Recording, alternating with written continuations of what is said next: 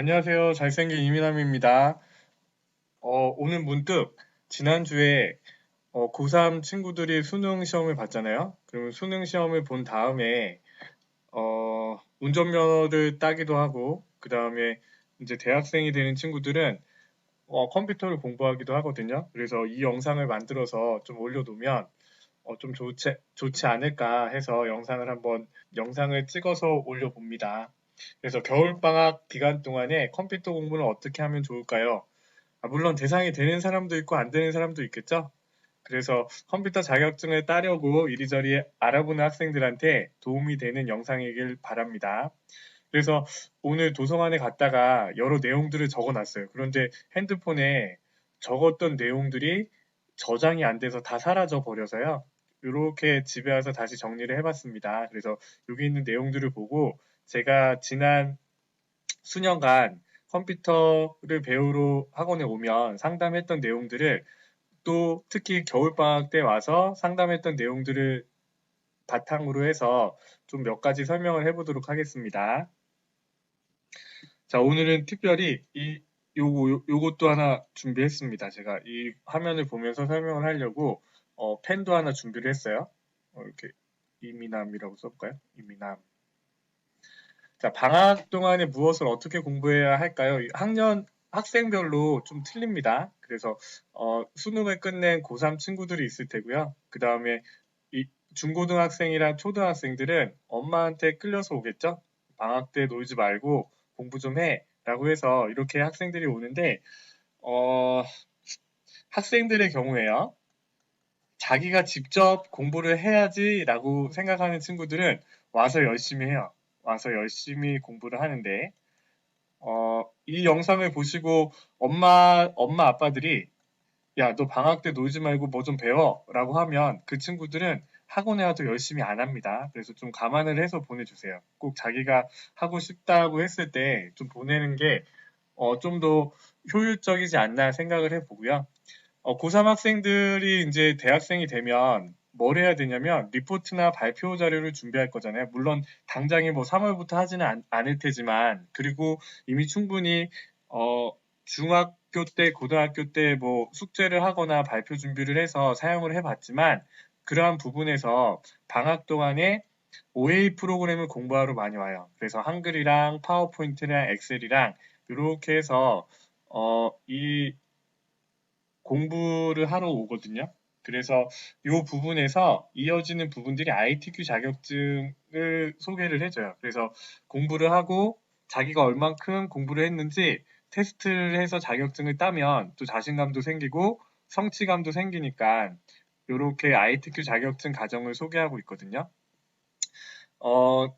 그냥 제가 보는 ITQ 자격증은요, 한글이나 OA 프로그램, 파워포인트나 엑셀의 기능들을 그냥 가장 기초적인 부분들, 메뉴들을 사용해서 사용하는 내용들을 다 가르쳐 주는 프로그램이에요. 그래서 어느 정도 내가 ITQ 자격증만 A등급으로 합격했어 라고 하면 우리가 이 A등급을 받기 위해서 공부를 하잖아요. 그래서 반복해서 메뉴들을 사용을 합니다.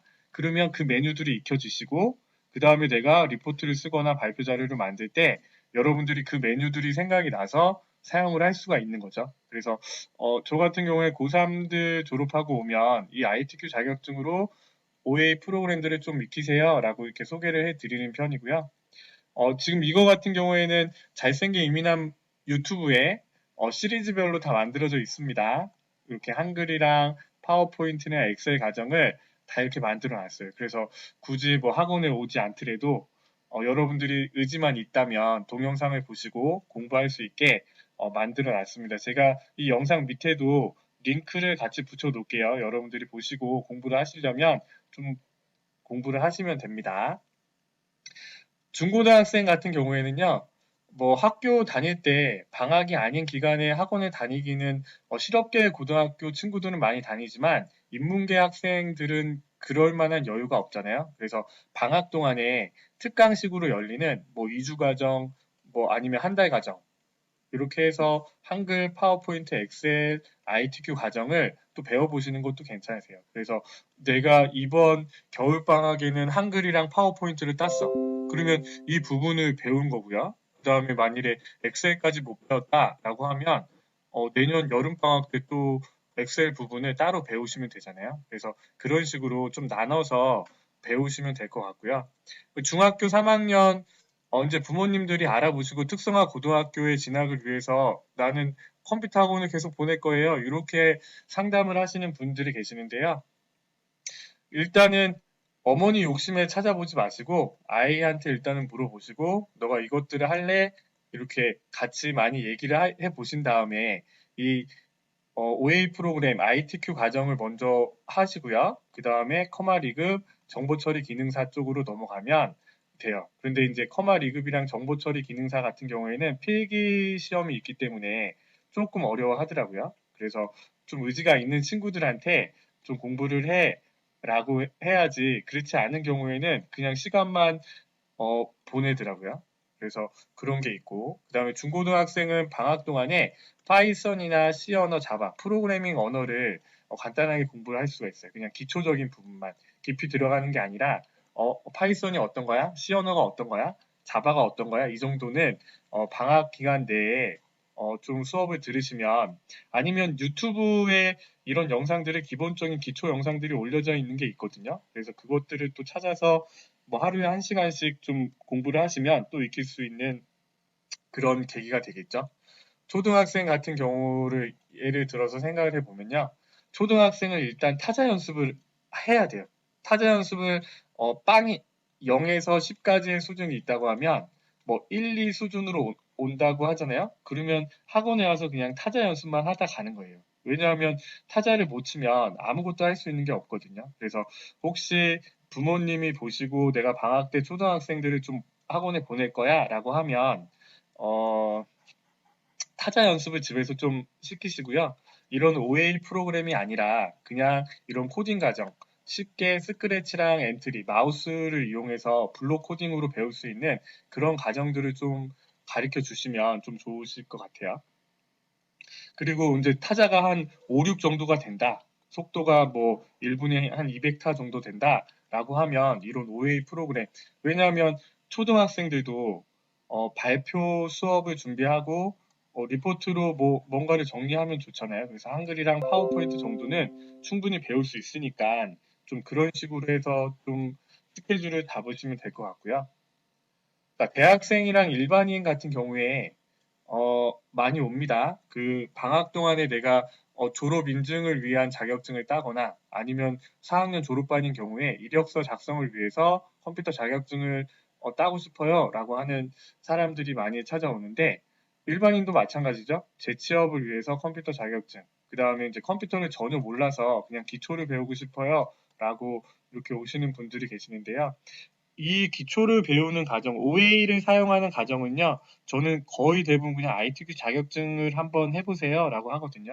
이것들을 공부하면서 여러 가지를 많이 할 수가 있거든요. 그러니까 OA 프로그램에 해당하는 전반적인 기능들을 다 익힐 수 있어서 ITQ 자격증을 추천해 드리고, 그 다음에 졸업인증 같은 경우에는요, 돈이 많이 돈이 많으시면 모스 자격증을 추천드립니다. 이거는 어, 접수비가 국제공인 자격증이라서 접수비가 아주 비싸요. 그렇지만 문제는 쉽습니다. 문제는 쉬워서 모스 자격증을 취득하면 졸업 인증이 된다고 하면 모스 자격증으로 쉽게 졸업 인증을 받을 수가 있어요. 그런데 이제 내가 졸업을 하는데 컴퓨터 자격증을 딸 거야 라고 하면 컴퓨터 활용 능력 자격증을 따시는 게 낫겠죠. 요 비교는요, 다음 페이지에서 좀 설명을 해 드리도록 하고요. 자, OA 프로그램이 있고 그래픽 프로그램이 있습니다. 그러니까 OA, 제목이 좀 틀렸네요. OA 프로그램 자격증과 그래픽 프로그램 자격증이 있어요. 그래서, 학생들은요, 일반적으로 ITQ 과정을 마치고, 이제, 커말 2급 자격증을 땄다고 하면, 일단은 OA 프로그램에 해당하는 부분들은 다 배웠거든요. 그래서 이제 이렇게 나뉘어집니다.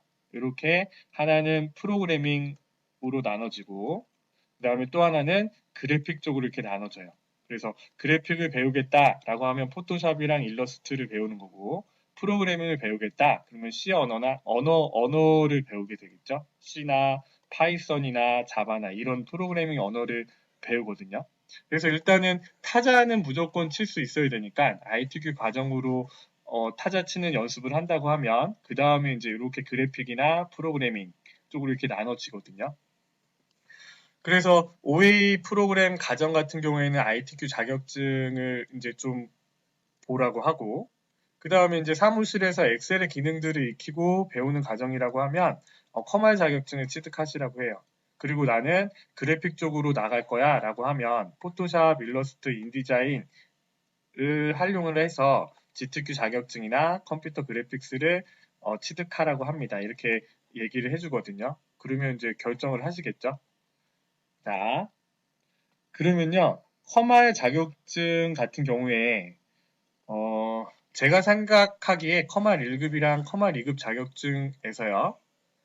우리가 제가 생각할 때요. 커말 1급 자격증을 따면 컴퓨터 자격증 졸업이에요. 전공자를 제외하고요. 전공자는 이제 뭐 정보 처리 기사 정도 이렇게 따야겠죠. 아니면 그 전공 뭐 프로그래밍이나 보안이나라고 하면 그 보안 쪽 자격증을 따셔야겠지만 그냥 비전공자를 기준으로 해서 커말 1급 자격증을 따면요. 그냥 컴퓨터 자격증 졸업이야 라고 생각을 하시면 돼요. 근데 뭐 따기 쉽지가 않으니까 문제죠. 그쵸?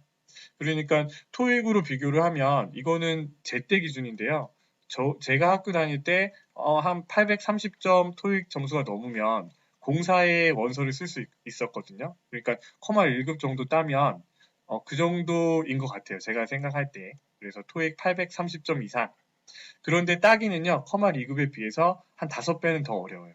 커말 1급이 엑셀이랑 액세스라는 프로그래밍 추가가 되거든요. 그래서 커마 2급에는 없는 액세스라는 프로그램을 새롭게 배워야 되기 때문에 조금 더 한 5배 정도 어렵다고 생각하시면 되지만 자격증을 따면 한 10배는 더 좋게 써먹을 수가 있어요. 그런데 커마 2급 같은 경우에는 내가 급하게 이번 학기에 졸업을 하는데 자격증이 하나도 없다라고 하면 좀 커말 2급 자격증을 따시는 것도 괜찮으세요. 이력서를 쓰는데 컴퓨터 자격증 하나 없다라는 경우일 때 커말 2급 자격증을 따시면요. 일단 얘는요. 필기 시험만 합격을 하면 실기는 쉽게 합격할 수 있어요. 뭘 보시면요. 그 잘생긴 이민남 유튜브에 어, 엑셀 기초 다지기, 엑셀 기초 다지기 재생 목록을 만들어 놨거든요. 그래서 이 엑셀 기초 다지기라는 영상을 보시고 이해를 하시고 다음 기출 문제 풀이, 계산 문제 풀이로 넘어가신다면 실기는 뭐 아무 어려움 없이 푸실 수가 있습니다. 그리고 커마 2급의 경우에는 토익 540점 정도? 그냥 졸업 인증만 돼 정도만 되니까 좀 감안을 하셔서 이 자격증들을 준비를 하시면 되실 것 같아요. 방학 동안에 공부를 많이 하시는데요. 제 그 유튜브를 통해서 여러분들이 좀 독학으로도 자격증을 딸 수 있게 좀 준비를 했거든요. 준비를 한 게 아니라 영상들을 계속 만들고 있어요. 그래서 지금 커마 ITQ 과정은 다 올라갔고요.